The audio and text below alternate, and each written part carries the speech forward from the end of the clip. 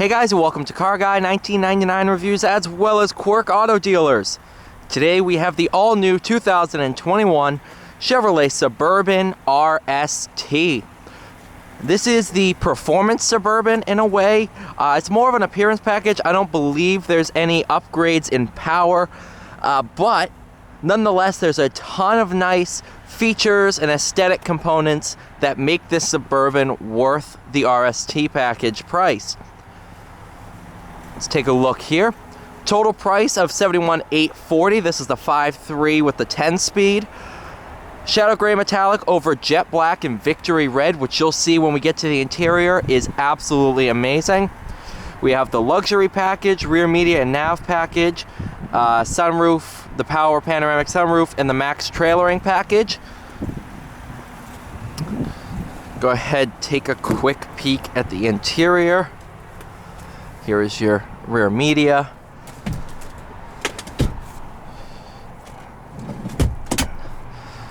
You'll see some nice contrast stitching, red on silver, which matches the RST badge, which is red with silver. And you'll see red with silver is kind of an accent theme throughout this vehicle. Pretty beefy door panel too, if you look at that.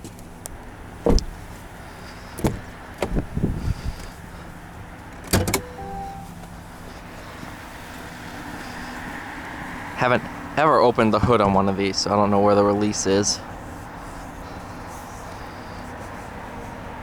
There it is. There is your 5.3 V8. Of course, a 6.2 is an option on the High Country. Actually, High Country it's standard, and on the Premier trim, the 6.2 is an option.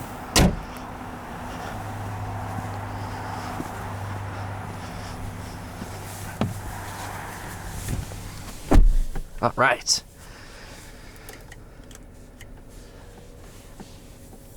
Different material here than normal, but still soft touch. There's your power sunroof, again with the red and silver accents throughout.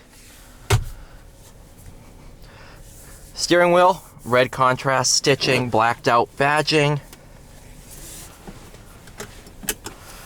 Definitely sets this thing apart from the crowd. Tons of different cameras. I believe there's 16 in total.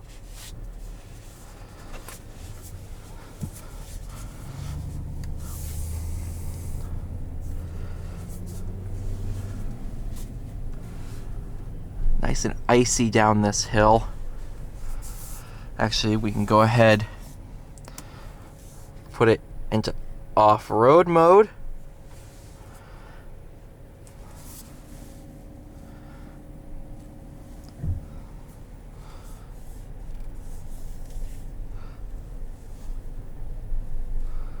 I can't see hill descent control.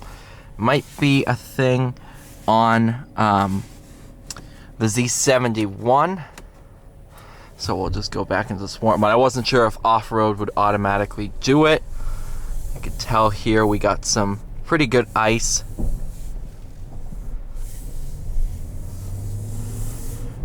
No problem at all.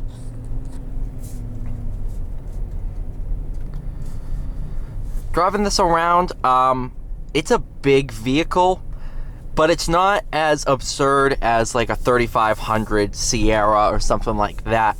Visibility is really, really good. I have no complaints there. This one doesn't have the heads-up display. What it does have is a pop-up automatic emergency braking light. So if you're approaching the car, you're not on the brakes, it's gonna flash a warning saying, hey, you should probably hit the brakes so you don't hit this Civic.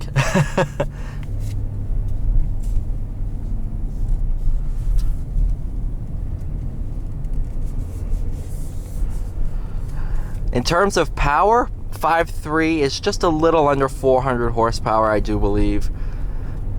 Let's see what it does here.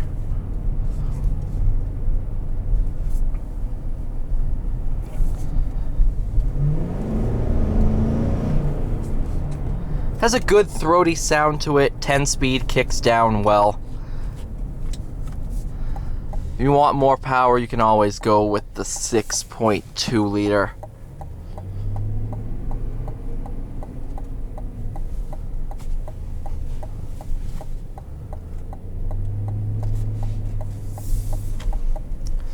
Over these bumps, probably the best in the business. That is very, very cool.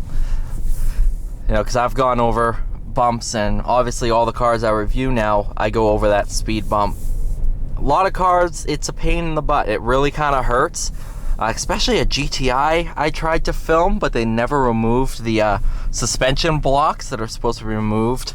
So there was no suspension. It was like driving it on just no suspension. It was pretty rough.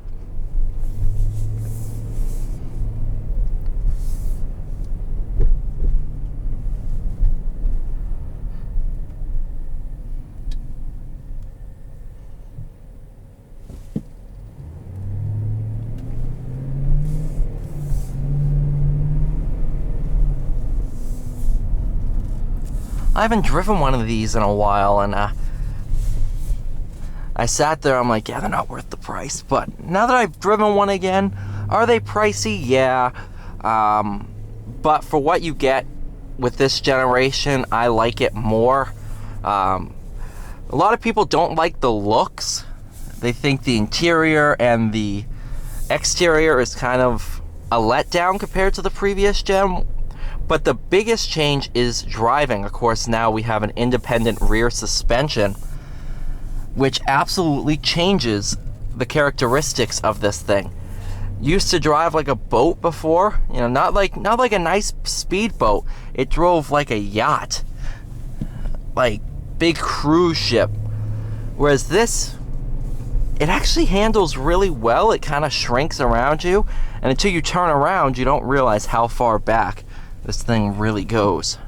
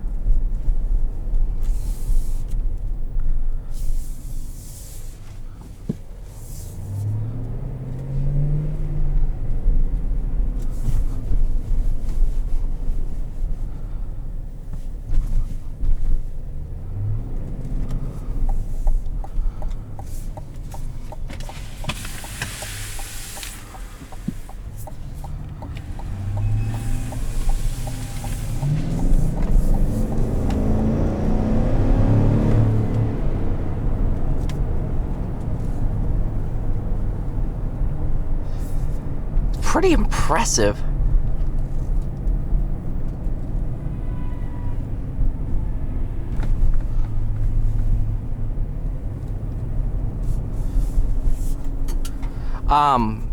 So the three main options, you have the 3.0 diesel. Haven't driven one of those yet. I haven't seen one hit the lot. I'll have to check the lineup again, but I haven't seen one. You have the 5.3, which is pretty standard throughout the range, and then the 6.2. So the two optional engines, the 3.0 diesel inline 6, and then the 6.2 V8. All the engines are really, really nice. Of course, I can't speak for the 3.0 quite yet. I've driven it in the Silverado. It's a nice motor, so I'm sure it will work well in the Tahoe and Suburban, but can't say quite yet. Put the front wheels on ice. Back wheels on ice. Oh yeah.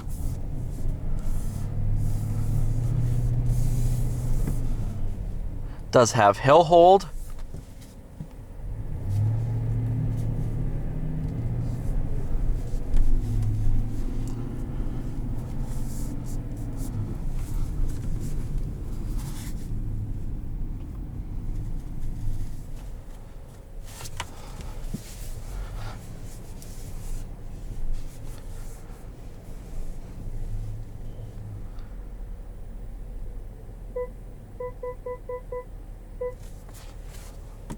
Thank you so much for watching. Please like, share, subscribe. I'll see you all in the next one.